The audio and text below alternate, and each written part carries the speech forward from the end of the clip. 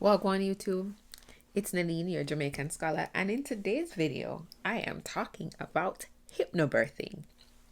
As I've mentioned on a few of my videos before, I was able to have an unmedicated labor even though I was induced. And one of the things that I did to prepare was to practice hypnobirthing, and that included taking classes. So in today's video, I'm going to explain a little bit more about what hypnobirthing is, and for those persons who are interested, how you can get started with hypnobirthing.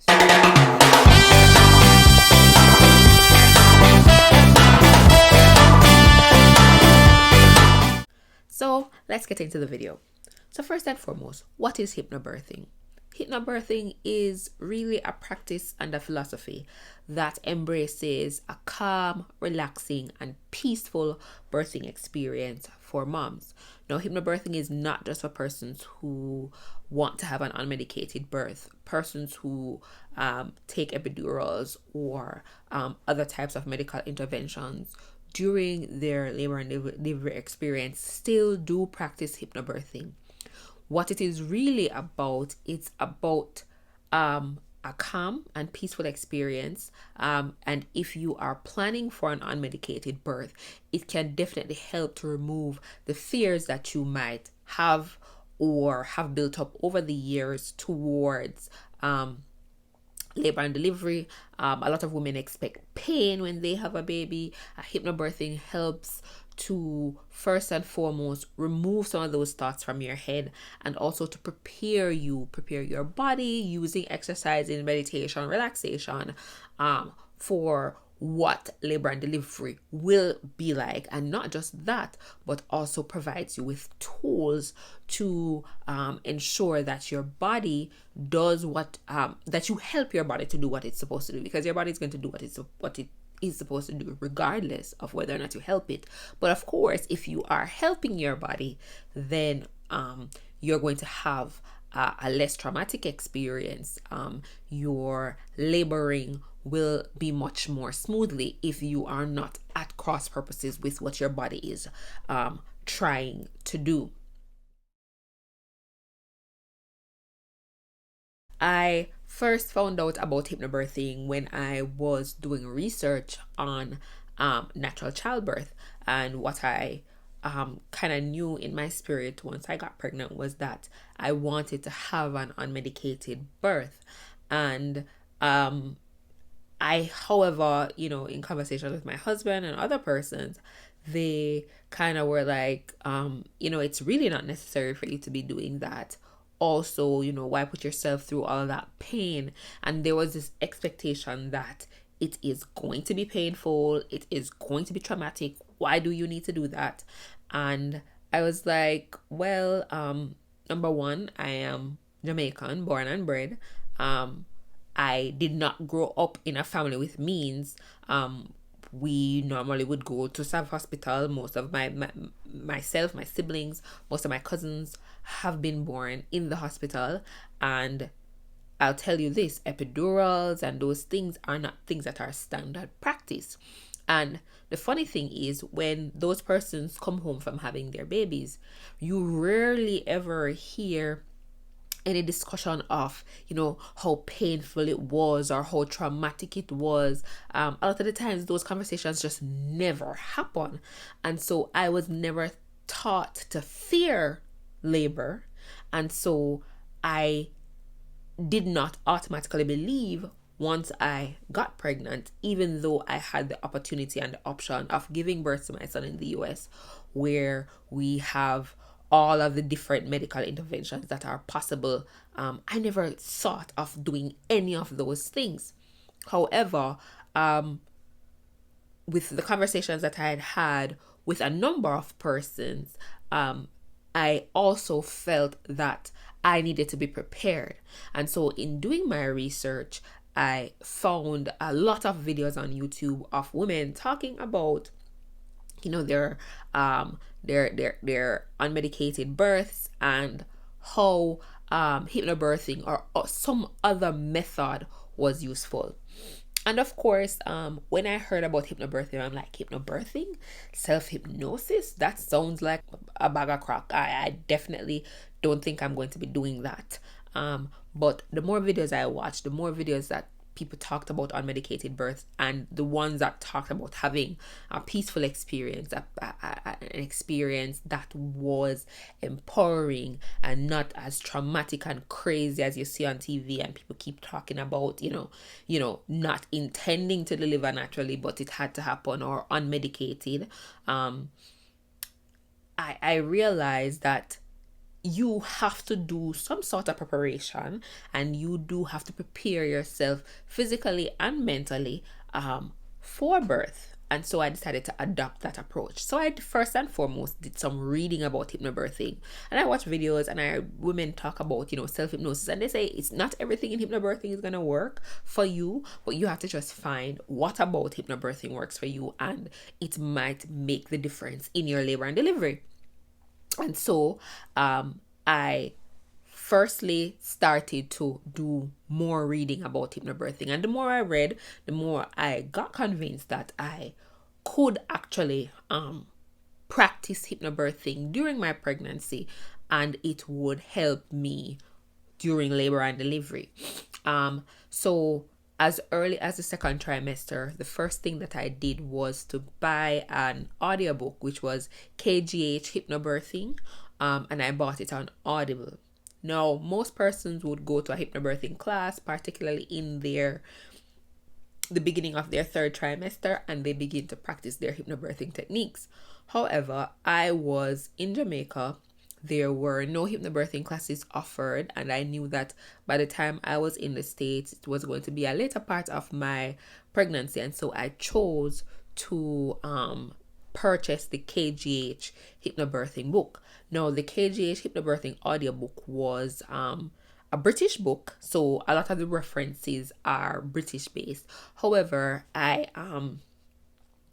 found it quite useful, because not only does it talk about the fact that a lot of the fears that we have about labor and delivery are not our fears, because we've never had children before.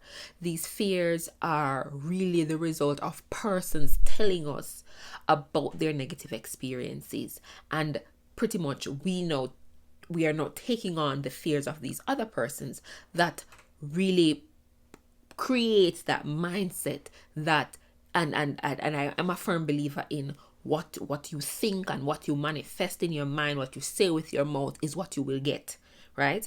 And that was one of the things that they talk about a lot. They talk about the fact that natural childbirthing or unmedicated childbirthing, and I struggle with the politically correct terminology. So I just ask people to bear with me. I keep on saying natural childbirthing, even though the advocates will say all childbirthing is natural. And when I say natural childbirthing, I'm really just talking about an unmedicated birth, meaning no epidural, no pain medication, no laughing gas, none of those things, right? And what I realized was that the book, and I strongly recommend it, is the book talks about the fact that women have been doing this for generations. However, we got to a point where it became standard to offer medication. And this is, of course, in more developed countries. And it's just like it becoming standard to offer for some persons being able to pre-schedule C-sections, for example, whereas I feel like a C-section is something that is very serious surgery, and it's something that I would want to think long and hard about, and I wouldn't necessarily put it in my toolkit as something to do as just an option. However, we've had this more medicalized view of birth, where labor and delivery is considered to be a medical emergency, when in truth it's just a body doing what it's supposed to do. And that's kind of how the hypnobirthing books kind of treat it, and kind of give you that orientation. One of the other things that it does is that it teaches you about the body, the processes in the body, how the body works, and what happens in labor and delivery, the different muscles that are at play, how they move, what pulls up versus what pushes down, what helps the baby to come out. And one of the things that it really taught clearly was that if you are relaxed, if you are calm, if you are peaceful, then you are freeing up your body and relaxing all those muscles and allowing a physiological process that will happen with or without you, right? Without your cooperation, meaning to just move a lot more smoothly. It stresses the fact that the more tense you are, the more fearful you are, the more you are tensing up, and that is going to work against what your body is trying to do. So as much as possible, trying to be relaxed. And the book also included meditations that you would do. And I was like, how do you put yourself into hypnosis? One of the things I realized really quickly was that it wasn't really about self-hypnosis. It was about meditation and relaxation and focusing on your breath. So they teach you different types of breathing. So breathing that you would do in early labor, breathing that you would do in active labor when you're pushing. And so it teaches you how to block out everything else and just listen to what your body is doing, staying in tune with your body. And particularly when you are going to have a surge or a contraction. Now, in the hypnobirthing parlance, they just say surges. No, I'm not afraid of saying contractions because your body contracts. I'm fine with that. But also they change even the language around those processes that can help to make people more calm. But one of the things that I realize also is that the truth is you just have to take from it what works for you. So for example, the self-hypnosis was really about relaxation, about being able to close your eyes and shut out everything and just feel your body, feel your breath, feel the different parts of your body, and understanding that when you are in labor and you're having a contraction or a surge or whatever, you can actually force all your body to relax, and so that it washes over you. You do not tense and work against what your body is trying to do, because in a contraction, your body is trying to push your baby down. If you are tensed, you are trying to hold the baby in. And so those are some of the things that I learned. So what I would do is I would listen to the KGH Hypnobirthing. I listened to the book first, and then I would listen to the relaxation tracks. So they have like the color and calmness relaxation that you lie and you think they ask you to visualize different colors and what those different colors are associated with, and different parts of your body that those colors are associated with, and how you can latch on mentally to a particular color and force different parts of your body to relax, right? So I did that.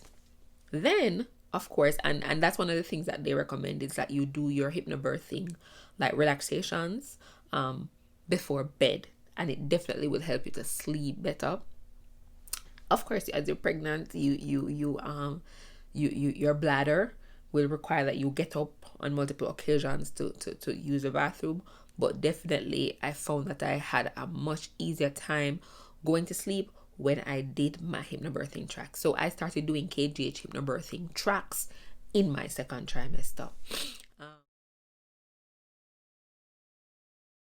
I scheduled my hypnobirthing class, and I would have loved to have taken the hypnobirthing class towards the end of my second trimester. However, I was still in Jamaica and the hypnobirthing classes were being offered in the States, and I didn't really want to take an online class.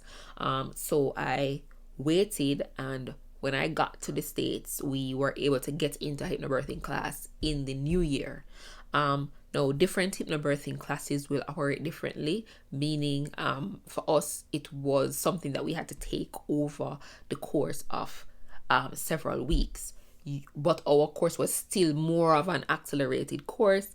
I think I finished a couple weeks before. I finished the class a couple weeks before I had my son. So I was 37 weeks thereabouts by the time I finished the class. You have some classes that are longer, that go over like 8 weeks, and you would go like once a week. But I think our class was accelerated and we did like twice a week over 4 weeks. So you have different types of classes, and it was a nice class. And this time the book that they gave us as a part of our registration was called the Marie Mangan Method, which is an American version book. And I found again in those classes they talked about the physiology of labor and why we need to kind of not view labor as a medical emergency and more of just the body is doing what it's doing. It's a physiological thing, and it doesn't require people to treat it like you're going to die, because the truth is the more medicalized it is viewed, the more likely that if things don't go according to the textbook, then interventions will be introduced, and you might end up in this spiral of interventions that go from offering a particular type of medication for the pain, which slows down your labor, which then means that your labor is not progressing, which means that they will recommend some other intervention that might lead to another intervention. And the next thing you know, you are having a procedure that might not have been necessary if you hadn't started with that first intervention to begin with. And we also learned, again, other relaxation techniques. Again, all of them, whether you use Marie Mangan method, whether you use KGH hypnobirthing, they will kind of just focus on, again, relaxing your body, being able to visualize certain things and associating those visualizations with relaxation of the body. To be honest, for me, I'm just like, hypnosis, that's not hypnosis to me. That is relaxation and learning how to breathe deeply, relax your whole body, and be calm. So my husband and I would go to these classes, and invariably they would, some of the exercises you would sit back on your chair and you would do them. Others you had to bring pillows and you would lie on the floor on a mat and do them. Every single time my husband would fall asleep. Like, he would literally go through the breathing exercises, because they teach both husband and wife to do our partners to do the visualizations, and the next thing you know, you're fast asleep. I really liked that, and once I took the class, I was sold. They also focus on some other exercises, stretches, and so on that you can do leading up to delivery that will help you. So for example, I talked about the side lying leg release. It's one of the things that they demonstrated and encouraged in my hypnobirthing class. They also talk about, the regular childbirthing stuff, caring for baby, what to expect when you go to the hospital. They give you a tour of the hospital. You see a labor and delivery room. They show you what the recovery room looks like, all of those things. And so they talk about all those things, and they feature a lot of testimonials from persons who have also done hypnobirthing. And you see a hypnobirthing, they show a video of an actual hypnobirthing delivery. They also gave us this cute little sign that said, we're a hypnobirthing family, and we put that on our door at the hospital when we got there. And so towards the end of my my pregnancy, I started to not just practice hypnobirthing at night, but I would practice it at different times of the day, because they had relaxations that you should practice, for example, with your partner who is going to be your birthing partner. And I would practice those as well as practicing hypnobirthing in the tub. So Towards the end, I was retaining a lot of water, and I think I talked about that. And I would do soaks in Epsom salt, pink Himalayan salt. I would lie in the water. I would put a towel behind my neck. I would bring my cup of tea, because I was drinking red raspberry leaf tea like crazy. So I would drink my cup of red raspberry leaf tea. I would have my water, and I would lie there, and I would listen to my relaxations. I would learn to really relax different parts of my body. And so when I actually started to have contractions, not really realizing that I was in early labor, I would still practice my hypnobirthing. Those false alarms that I had, I would practice my hypnobirthing, and I realized that once I breathed and relaxed, I would stop feeling the contractions. So much so that I was doing it when I finally got to the hospital, as I talked about in my previous video, and they were showing me where I was having big contractions. I was like, I might feel some minor discomfort, but it's not super painful. And that was because by then I had been, learning how to breathe and relax. And that definitely helped. So, of course, I was induced. And once they started the IV with the Pitocin, I would have contractions that I could feel. But to be honest, I would literally, at every single time, because they have these different breathings that you do. So you practice your up breathing and your down breathing and your J breathing. So they have different types of breaths that they teach in hypnobirthing. And I would literally just use my relaxation techniques. Breathe in for a certain number of counts. Breathe out for a certain number of counts. And that definitely was a game changer for me. I can't tell you that I felt much by way of discomfort during early labor. Pitocin, all of that didn't feel very much, right? Because throughout I was relaxed. I was having fun, even though I was being induced. I that's not what I wanted. However, I was able to literally just shift and was like, okay, I'm not going to be able to labor in the tub like I wanted. I'm not going to be able to have intermittent monitors like I wanted. But we're going to do this. We are going to do this. And I was able to, walk around the room, even though I had to have the cart dragging along with me. When I had my surgeries, when they put the peanut ball between my leg, I was just breathing. Towards the end, we put on our essential oil diffuser in the room. We put on our flameless candles. I had my tracks, my hypnobirthing tracks on rotation on my phone. And then my husband had other music on his phone. And we would be doing both, where I am listening to the tracks that are telling me, to relax this part. And so even through the time for me that kind of transitioned from not really feeling much to actually having pain or contractions, was when the midwife was doing the sideline leg release.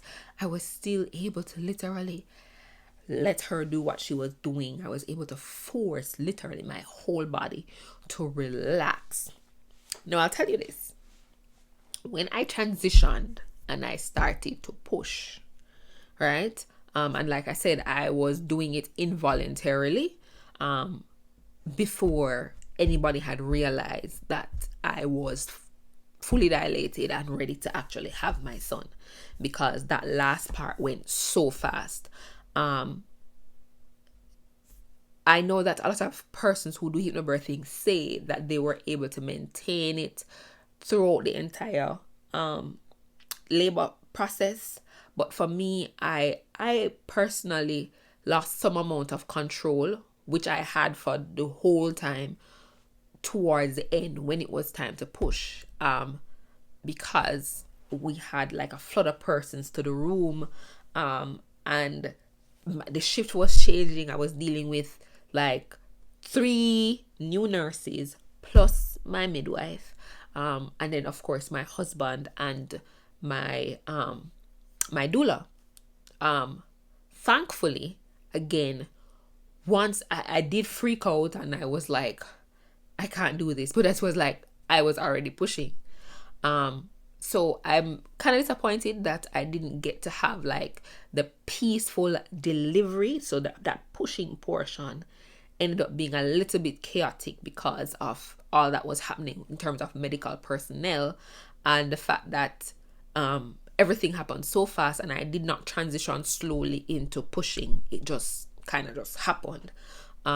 So that was a bit disappointing for me, and I'm hoping that if I'm blessed enough to have another child, I might be able to kind of prepare a little bit better for that part, the pushing phase. So I would say that in the pushing phase, I did not have the type of control that I was able to have throughout the entire period.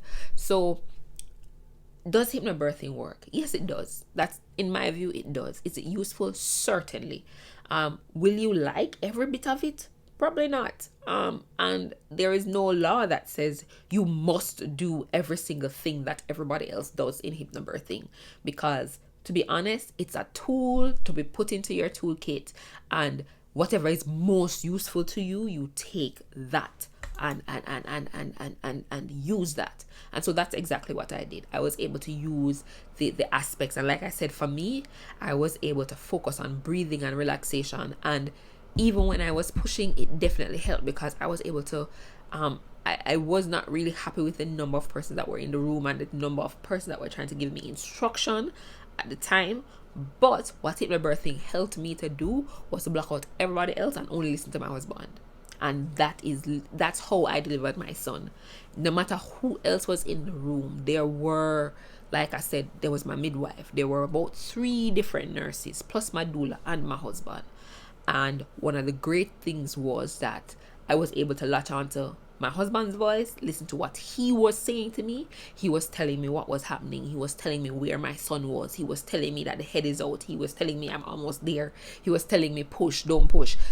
I was able to literally calm, close my eyes, close my ears to everybody else, and just listen to Leroy. And that is how my son was delivered. So I definitely would say, if you can take a hypnobirthing class, and I know there are online classes now, I would definitely recommend that no matter where you are, if hypnobirthing classes are offered where you are located, definitely. But if not, try an online class. And if you don't have the means to take an online a hypnobirthing class, because the classes are, I think the class was like $120. $120, something like that. I can't remember. It's either 80 or 120. It's one of those 2 numbers. I only took 2 childbirthing classes. One was hypnobirthing and the other one was a childbirth essentials class. And those 2 prepared me, and I would say that the hypnobirthing class was clearly the most useful, and something that if I have a second child, I will do hypnobirthing again. I will take the classes again. Thankfully, I have my books and all of that. I will do my meditations again, because I found it extremely helpful. So if you can't take a class, you can purchase the tracks on iTunes. You can also purchase the books on Audible, and they come with specific chapters that are relaxation audios that you can listen to at night, practice before you go to bed. So they really walk you through. So even if you're not able to take a class, I would say purchase the audio books, whether on Audible or on iTunes or some other platform. They are very much available. There are also great hypnobirthing YouTube playlists that you can use to help you. And I would say put together a nice playlist that you will take with you to the hospital. So you should have a plan for kind of what tracks am I going to listen to in early labor, what tracks am I going to listen to in active labor, what tracks am I going to be listening to when it's time to push. And you should make sure that your partner is on board, like they know what to do when. And my husband knew what to do when, because we had talked about it. He had prepared for, when we're in the car, this is what I'm going to play this. He had all of those things. I mean, we didn't have to use some of it because I was induced, so I was already at the hospital, but I would definitely say get the tracks, and also anything that's going to help you to relax in the environment, right? So as I said, I had my flameless candles, I had my music, and I also had my essential oils that I diffused in labor and delivery, and also in my recovery room. And all the nurses would come in and say, oh my gosh, your room smells so nice, because you know, there you can like diffuse lavender, the clary sage. They have particular essential oils that are good for labor and delivery. You can have those with you. So I would definitely say bring whatever. And if you don't do hypnobirthing, think of something else. If you want to have an unmedicated delivery, don't just fly by the seat of your pants. I mean, you can make it, you know, but do you want to have an experience that is not traumatic, that is peaceful, that is relaxed and relaxing, to the extent that is possible? Then if that is what your plan is, I would say, if it's not hypnobirthing, try something else. But personally, I had a wonderful hypnobirthing experience, something that I would recommend to anybody who wants to try a more peaceful labor and delivery process, whether or not you plan to use medications. I would advocate for hypnobirthing. So anyways, that's it for today. Thanks so much for watching. If you are not yet subscribed to my channel, please go ahead and click on that subscribe button. Make sure to like and share this video, and of course click on the notification bell so you can know when I have uploaded another video. Until next time, this is Nelene, your Jamaican scholar, saying walk good.